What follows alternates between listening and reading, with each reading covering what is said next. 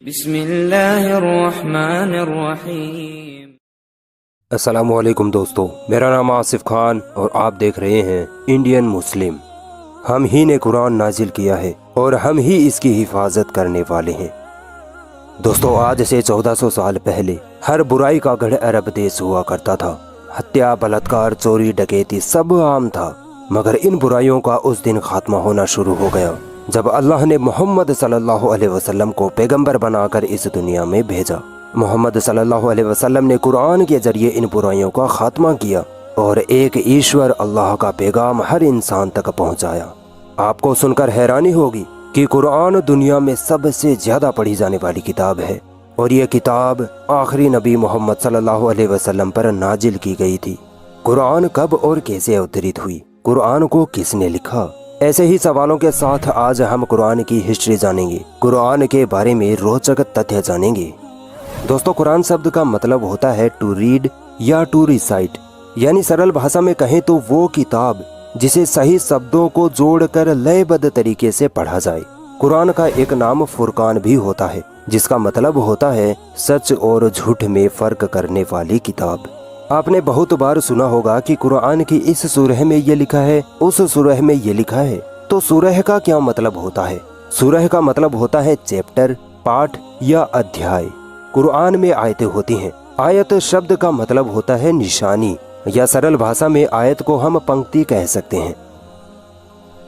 اب دوستو، سب سے روچک سوال یہ ہے کہ قرآن کب، کیسے اور کہاں نازل کیا گیا؟ کچھ لوگوں کی غلط فہمی ہے کہ اللہ نے خود اپنے ہاتھوں سے قرآن لکھا اور پھر محمد صلی اللہ علیہ وسلم کو دے دیا۔ ایسا نہیں ہے، بلکہ قرآن 23 سالوں میں دھیرے دھیرے نازل ہوا تھا۔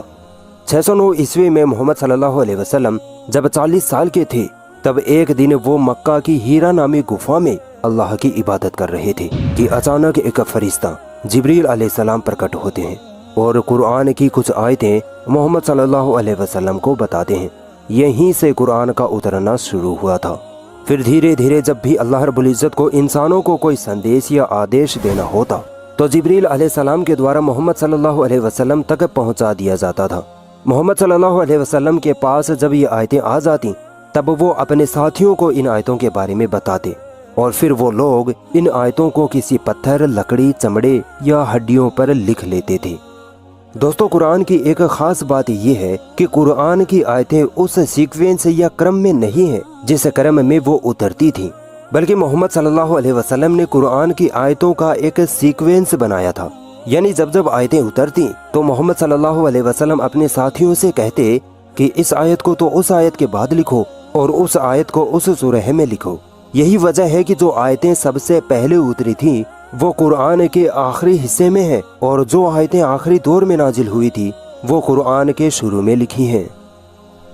دوستو، محمد صلی اللہ علیہ وسلم کے زمانے میں قرآن کسی کتابی شکل میں نہیں تھا، بلکہ پتھر، چمڑوں، ہڈیوں پر الگ الگ لکھا ہوا تھا۔ مگر زیادہ تر مسلمان قرآن کو اسی وقت میمورائز یعنی پورا کا پورا یاد کر لیا کرتے تھے، اسی لیے قرآن کو کتابی شکل نہیں دی گئی تھی۔ محمد صلی اللہ علیہ وسلم کے اس دنیا کے جانے کے 1 سال بعد ایک جنگ یمامہ میں تقریباً 70 ایسے مسلمان جن کو پورا قرآن یاد تھا وہ شہید ہو گئے۔ اس پر اس وقت کے پہلے خلیفہ ابو بکر رضی اللہ تعالیٰ عنہ نے نرنے لیا کہ اگر ایسے ہی سارے حافظ قرآن یعنی قرآن کو یاد رکھنے والے شہید ہو گئے تو ڈر ہے کہ ہم قرآن کو کھو دیں گے۔ اسی لیے حضرت ابو بکر رضی اللہ تعالیٰ عنہ نے زید بن ثابت رضی اللہ تعالیٰ عنہ کو یہ حکم دیا کہ قرآن کو ایک کتاب کی شکل میں تیار کیا جائے۔ پھر بڑے بڑے قرآن حافظوں کے ایک سموہ نے قرآن کو ایک کتابی شکل میں تیار کیا۔ اس کے بعد جب اسلام کے تیسرے خلیفہ عثمان رضی اللہ تعالیٰ عنہ کا دور آیا تب تک اسلام کئی دیشوں میں پھیل چکا تھا۔ چونکہ قرآن عربی بھاشا میں تھی، اس لیے عربی نہ جاننے والے مسلمان قرآن کو اپنی بھاشا میں لکھنے پڑھنے لگے، جس سے کہ قرآن کی میننگ سمجھنے میں بدلاؤ آنے لگا۔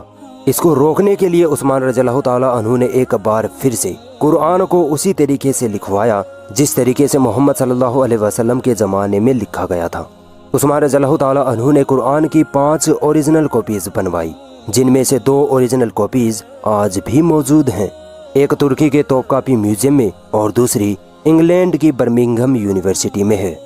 दोस्तों मोहम्मद सल्लल्लाहु अलैहि वसल्लम के ज़माने में जो कुरान थी उसमें अरबी भाषा बिना जेर जबर यानी बिना मात्राओं की थी, मगर जैसे जैसे इस्लाम दूसरे देशों में फैलता गया तब अरबी ना जानने वाले मुसलमानों को कुरान पढ़ने में परेशानी होने लगी। इसी के निवारण के लिए अब्दुल मलिक बिन मरवान की हुकूमत में एक ताबई अबुल असवद ने कुरान में मात्राएं लगाई ताकि लोग आसानी से कुरान समझकर पढ़ सकें।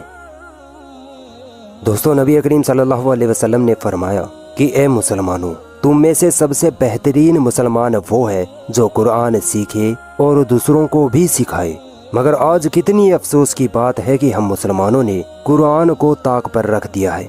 हमने कुरान के मुकाम को समझा ही नहीं है। कितने ही ऐसे मुसलमान हैं जिनको कुरान पढ़ना तक नहीं आता है और ना ही वो सीखने की कोशिश करते हैं। आज कुरान सीखने के बहुत से ऑनलाइन प्लेटफॉर्म्स हैं जो कुरान सिखाते हैं। उनमें से एक है true path coaching. True path team लोगों को ऑनलाइन कुरान पढ़ना लिखना सिखाते हैं। यह टीम दिल से अल्लाह के कुरान को सिखाने में लगे हैं। इस टीम में ऐसे ऐसे आलिम और हाफिज हैं जिनको 10-10 साल का एक्सपीरियंस है। दुनिया के किसी भी कोने से आप जूम क्लाउड ऐप के जरिए इनसे जुड़कर कुरान सीख सकते हैं। कई लोगों को कुरान पढ़ना तो आता है मगर वो सही अल्फाज अदा नहीं कर पाते, जिसकी वजह से अर्थ का अनर्थ हो जाता है।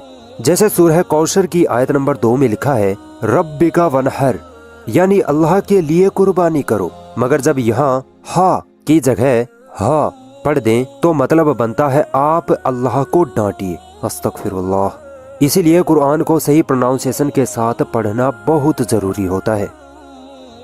दोस्तों नबी करीम सल्लल्लाहु अलैहि वसल्लम ने फरमाया कि दीन का इल्म हासिल करना हर मर्द और औरत पर फर्ज है। यकीन मानिए हम लोगों को ढंग से वजू और गुस्ल करना तक नहीं आता है। ट्रू पाथ टीम वजू, गुस्ल, नमाज और दीन के कई बुनियादी उसूलों के बारे में हमें ऑनलाइन सिखाते हैं। आप चाहे मर्द हो या औरत, स्टूडेंट हो या ऑफिस वर्कर, हर कोई ट्रू पाथ कोचिंग के जरिए बेहतरीन तरीके से कुरान पढ़ना लिखना सीख सकता है। ट्रू पाथ कोचिंग देहरादून में स्थित है। इस कोचिंग में बिहार, यूपी और देश की कई जगहों के माहिर कारी साहब पढ़ाते हैं। आप एक बार ट्रू पाथ कोचिंग से कांटेक्ट जरूर करें। फ्री रजिस्ट्रेशन और फ्री डेमो क्लास भी ले सकते हैं, जिसके लिए स्क्रीन पर दिए गए नंबर्स पर आप कॉल या व्हाट्सएप कर सकते हैं। अगर ये वीडियो आपको पसंद आई तो इस वीडियो को लाइक ज़रूर करें और भी ऐसी इंटरेस्टिंग वीडियोस देखने के लिए हमारा चैनल सब्सक्राइब ज़रूर करें और इस घंटे को भी दबाएं ताकि जब भी हम कोई नई वीडियो डालें तो उसका नोटिफिकेशन आप तक सबसे पहले पहुंच जाए।